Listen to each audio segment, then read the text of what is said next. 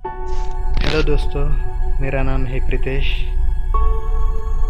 आज मैं आपको एक भक्त की कथा सुनाने वाला हूँ जिनका नाम है भक्त भुवन सिंह चौहान।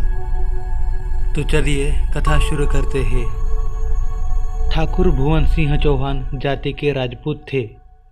महाराणा उदयपुर के दरबारी थे। सालाना 2 लाख कमाते थे। ये अपनी वीरता के लिए प्रसिद्ध थे। उदयपुर के सामंतों में इनकी बड़ी धाक थी। इतना होने पर भी ये थे परम वैष्णव। श्री कृष्ण की भक्ति से इनका हृदय भरा था। प्रातः काल सूर्योदय से बहुत पहले शय्या त्याग कर शौच स्नान आदि से निवृत्त हो ये भगवत भजन में लग जाते और दिन के 11 बजे तक अनन्य चित्त से भगवत सेवन में संलग्न रहते। दोपहर को दरबार जाते, रात को फिर भगवत भजन के लिए बैठ जाते।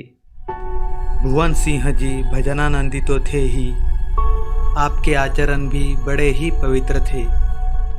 सत्य, दया, प्रेम और उदारता आदि सद्गुण आप में भरे थे। राजाओं में शिकार का व्यसन होता है। यह राजधर्म न होने पर भी राजा इसे राजधर्म मान बैठते हैं और गरीब पशु पक्षियों की बड़ी नृशंसता के साथ हत्या करके अपने को गौरवान्वित समझते हैं। महाराणा को भी शिकार का व्यसन था। एक दिन अपने सब सामंतों के साथ महाराणा शिकार को निकले। बहुत से पशुओं का शिकार किया गया। महाराणा ने एक सुंदर हरिणी को दौड़ते देखा। शिकारी का मन अंततः शिकारी के समय दयाशून्य हो जाता है। राणा ने उसे मारने के लिए घोड़ा पीछे दौड़ाया, परंतु वह भागकर कहीं छिप गई। चौहान भुवन सिंह महाराणा के साथ थे। महाराणा को थके देखकर और उनका इशारा पाकर भुवन सिंह उस हरिणी को खोज में चले। कुछ दूर जाकर देखा हरिणी दौड़ते दौड़ते थककर एक पेड़ की आड़ में छिपी खड़ी है। डर के मारे उसका बदन कांप रहा है। जीवन से निराश-सी होकर वह बड़े करुणापूर्ण नेत्रों से मानो जीवन भिक्षा मांग रही है। परंतु भुवन सिंह को उसकी इस स्थिति को समझने के लिए अवकाश कहाँ था। वे तो उस समय शिकार के नशे में पागल थे। तत्काल ही उन्होंने अपनी विषैली तलवार निकाली और लपक कर चटहरनी के 2 टुकड़े कर डाले। मृगी कटकर गिर पड़ी, साथ ही उसके पेट का बच्चा भी कट गया। क्षण मात्र में वह अपने बच्चे के साथ ही परलोक को सिधार गई। मरते समय उसने बड़े ही करुण नेत्रों से भुवन सिंह की ओर देखा। भुवन सिंह को उसकी दृष्टि में करुणा के साथ ही ईश्वरीय कोप दिखाई दिया। उनका कलेजा कांप गया। उनको अपने इस कुकृत्य पर बड़ी घृणा हुई। वे मन ही मन अपने को धिक्कारते हुए कहने लगे, क्या इस प्रकार दया के योग्य निर्बल मुक्त पशुओं को मारना ही क्षत्रिय धर्म है? क्या इसी में राजपूत की शान है? इस बेचारी निरीह गर्भवती हरिणी ने मेरा क्या बिगाड़ा था जो मैंने राक्षस की तरह इसे काट डाला? धिक्कार है ऐसी जीवघातिनी शूरता को। अरे इतना निर्दय होकर भी भगवत भक्त हो जो इस प्रकार भगवान के पैदा किए हुए गरीब जीवों को मारता है, उसे क्या अधिकार है भगवान की भक्ति करने का और अपने को भक्त समझने का? उसकी भक्ति तो ढोंग मात्र है। हाय, मैंने बड़ा पाप किया। दयालु भगवान, इस अधम को अपनाओ। अब मैं ऐसा पाप कभी नहीं करूँगा। इस प्रकार आत्मग्लानि युक्त प्रार्थना करते करते भुवन सिंह ने मन ही मन प्रण कर लिया कि आज से मैं लोहे की तलवार ही नहीं रखूँगा, काठ की तलवार रखूँगा, जिससे किसी भी जीव की हत्या नहीं हो सकेगी। शिकार से सब लौट आए और भुवन सिंह ने अपने निश्चय के अनुसार काठ की तलवार बनवा ली। किसी सूत्र से इस बात का एक सामंत को पता लग गया। वह भुवन सिंह जी की ख्याति और प्रतिष्ठा से जलता था। उसने इसको अपनी जलन बुझाने का बड़ा सुंदर साधन समझा और मौका देखकर महाराणा से कह दिया। महाराणा को भुवन सिंह की वीरता का बड़ा विश्वास था। उन्होंने सामंत की बात नहीं मानी। सामंत को बड़ी निराशा हुई।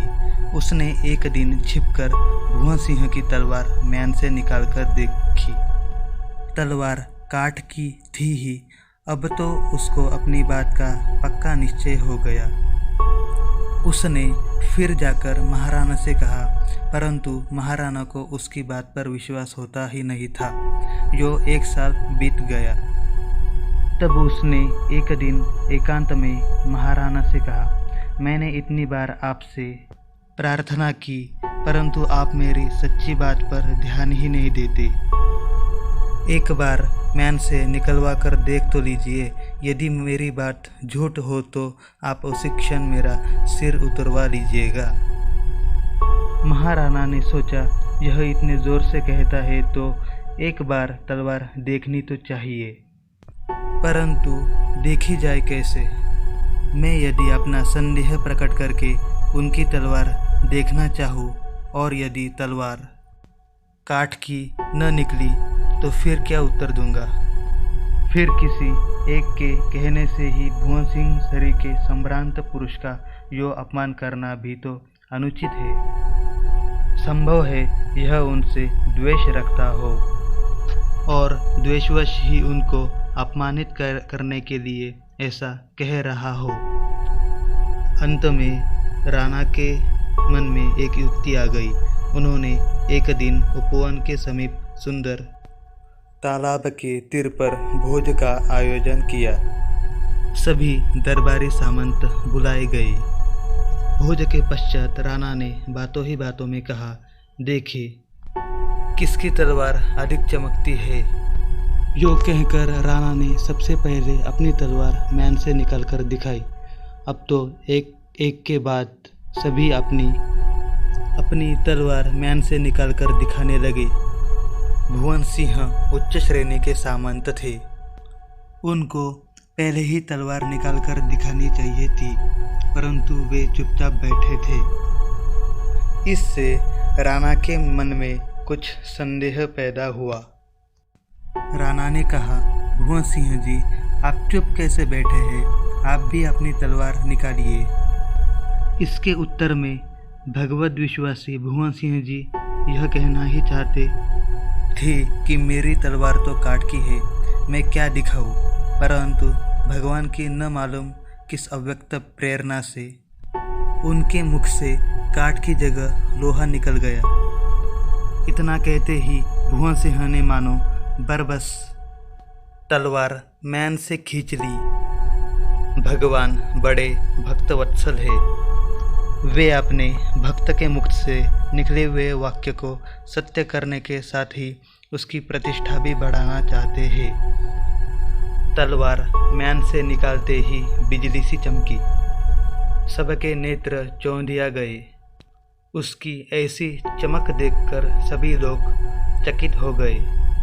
भुवन सिंह आश्चर्य में डूब गए, परंतु दूसरे ही क्षण उन्हें समझ में आ गया कि यह सारी मेरी स्वामी की लीला है। चुगली खाने वाले सामंत का सर नीचा हो गया। उसकी ऐसी दशा हो गई कि काटो तो खून नहीं। राणा का चेहरा क्रोध से तमतमा उठा। राणा ने गरज कर कहा, क्यों जी, भुवन सिंह जी पर झूठा आरोप करते आपको लज्जा नहीं आई? अब तैयार हो जाइए सिर उतरवाने के लिए। यो कहकर महाराणा ने उस सामंत का सिर उतारने की आज्ञा दे दी। भुवन सिंह जी सब चुपचाप सुन रहे थे। अब उनसे नहीं रहा गया। उन्होंने खड़े होकर और सिर नवाकर महाराणा से कहा, अन्नदाता, सामंत का सिर न उतरवाया जाए। इन्होंने सत्य कहा था। मेरी तलवार काठ की ही थी। उस दिन गर्भिणी हरिणी को मारने पर मेरे मन में वैसी शूरता के प्रति घृणा हो गई थी। और मैंने तभी से लोहे की तलवार का त्याग कर दिया था। यह तो मेरे भगवान श्याम सुंदर की लीला है, जो उन्होंने मेरी लाज रखने के लिए अकस्मात काठ को लोहे के रूप में परिवर्तित कर दिया। महाराणा उनकी बात सुनकर चकित हो गए। भगवान की भक्त वत्सलता देखकर उन्हें रोमांच आ गया। राणा ने सामंत को छोड़ने की आज्ञा देकर कहा, भुवन सिंह जी, आज मैं आप सरी के भक्त के दर्शन करके कृतार्थ हो गया। दर्शन तो रोज ही करता था, परंतु आपका महत्व मैंने आज जाना। अब आपको मेरे दरबार में नहीं आना पड़ेगा। अब तो आप उस महान राजराजेश्वर के दरबार में हाजिरी लगाइए। मैं खुद ही आपके चरणों में हाजिर हुआ करूँगा। आप धन्य है, आज से आपकी जागीर 2 के बदले 4 राखी हुई। भुवन सिंह जी ने कहा, महाराज, मुझे दूनी जागीर नहीं चाहिए। आप कृपा करके शिकार खेलना छोड़ दीजिए और श्री भगवान का स्मरण कीजिए। आपने मुझे दरबार से अलग करके बड़ी ही कृपा की है। मैं सदा आपका कृतज्ञ रहूँगा। गोठ में उपस्थित सभी सामंत हर्ष गदगद हो गए। सबने एक स्वर से भगवान और उनके भक्त का जय जयकार किया।